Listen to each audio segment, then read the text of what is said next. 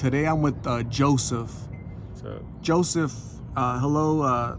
Thanks for agreeing to talk to me. I told you when I met you, the purpose of my channel is to create prevention through awareness. By you having the courage to share your story, you could actually impact somebody out there and help them to not come out here to the streets. You could change their life, and you know that bad decisions sometimes lead people to end up out here on the streets, right? So, what's your story? How did you end up out here? I ended up out here like at the early age of 15. I ended up hanging out with the wrong friends. Like back in grade school, I started off smoking pot, and it just went downhill from there. I ended up becoming a deranged alcoholic and burnt my bridges with my family and my friends, everybody, all my loved ones around me, and then there's no going back now. I'm old, 38 years old, and it's just hard out here, like swimming with sharks out here, it's scary and terrifying. You said, you mentioned to me that the things you've seen out here, as far as people fighting, the violence, saw a lady get ran over. Last night you experienced some violence of your own. How do you deal with that? The best way to deal with it is just, I try to stick on my own, and it's just hard, like to find a decent friend out here, like or anybody at all to show you love, and the only best way I could deal with this is by like just moving on and trying to get a job, but other than that, it's kind of hard with stuff in your background. When was the last time you had a job? I'd say like a year and a half ago. I was working my way from dishwashing to cook, and I lasted a year there until one day my boss comes in and I lost it all. Said, hey, we're done with the job's closed, and we got evicted the same week from my apartment, and just everything went downhill from there. You mentioned you're 2 months clean. Yeah. Of what? Fentanyl, meth, and I'm 8 months clean off alcohol. Well, congratulations on that. That's really hard to do. From all the conversations of people that I have, it's a really hard thing to get away from. So how were you able to accomplish that? Was that through professional treatment or cold turkey? I went to detox, and they gave me a shot in my buttocks. But it's the Vivitrol shot. Like say, it lasts for 30 days, and if I try to take something, I'll keel over dead, fall over dead if I try to drink or anything like that. So it's a good thing. I've heard a lot of positive news about Vivitrol that's very successful on a lot of people. Yeah, what's your opinion on that? I like it because it keeps me aware of like what's around me, on what not to do. It's just drugs itself, Like, I've seen these people turn into savages, like still clothes off your back, basically. And how does that Vivitrol shot? Is it one time, or 30 once days. Every 30 days you need that shot? Yeah.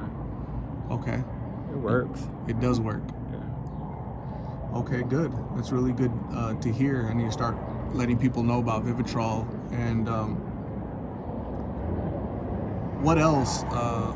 You mentioned you've been out here since you were 15 years old. That's a really young age. Yeah, well, it was from bad decisions I made, like when I was younger. Like I thought life was a party, and apparently not. Like, because I only had a certain few friends growing up, and I look back nowadays, like my dad was right. There's no such thing as friends, because they're all dead or in prison. And I managed to be lucky by not going to prison or dying.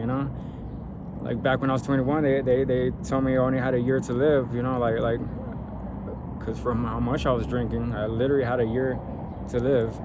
And here I am 18 years later, God has me here for a reason. And I honestly believe it's to save others, Like these last 2 years alone, it was like very hard on me, heartbreaking, because like the people that died in front of me, and while watching other people just run away or pocket check them while they're dead, I'm like, that's messed up, And I am very happy that I brought these people back. It just breaks my heart just to see them go back to it. So you're saying people were overdosing in front of you and you were there to kind of help them? Yeah, yeah, I happened to be there in the right time, right place, and like, but this last time when it happened like 30 days ago, like really broke my heart, like because I almost couldn't bring him back.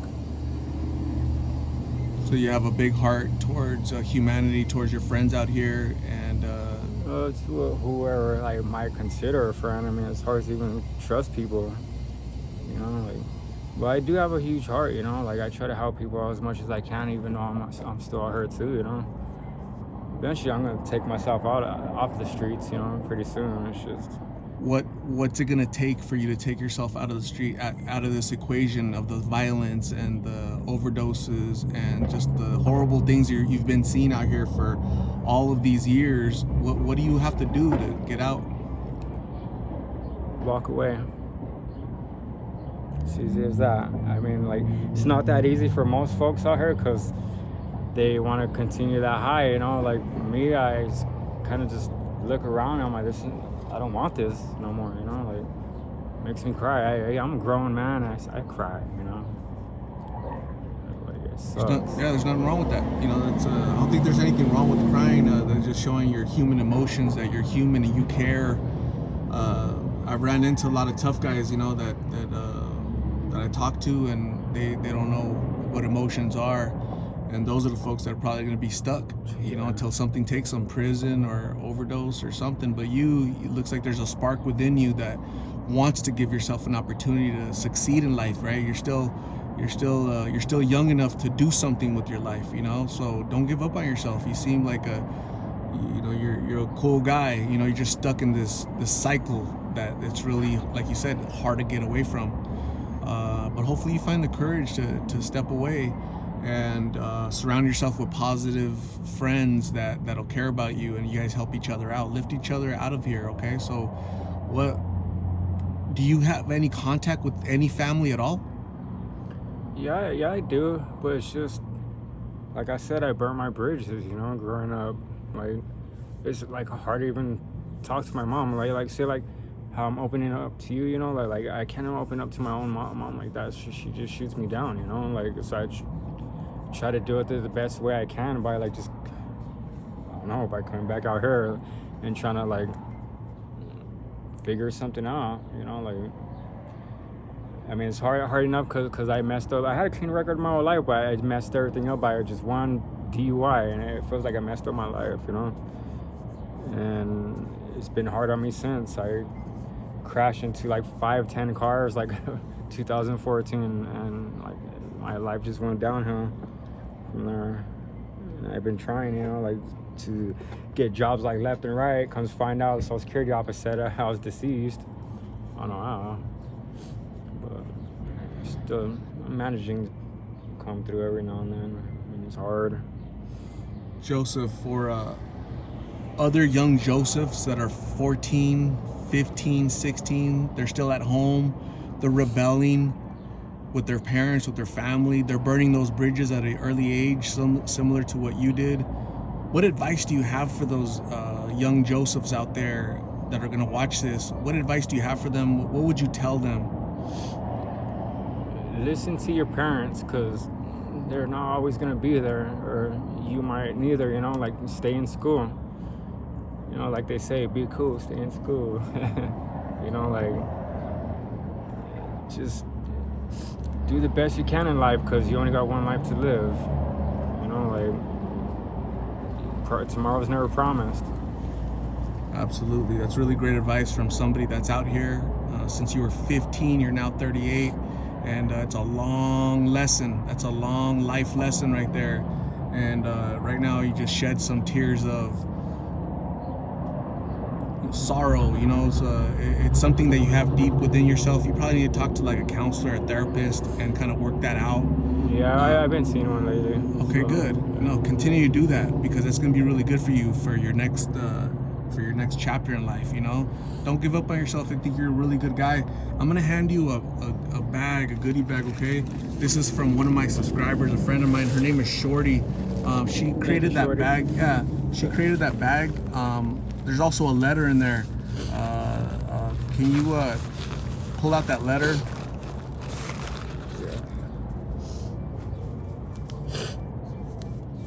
You're You are in my thoughts and prayers. Cool.